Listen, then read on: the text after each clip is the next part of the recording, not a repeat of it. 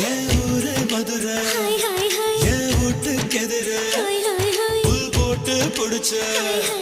எம்போய் கால் குதிரை நீதானே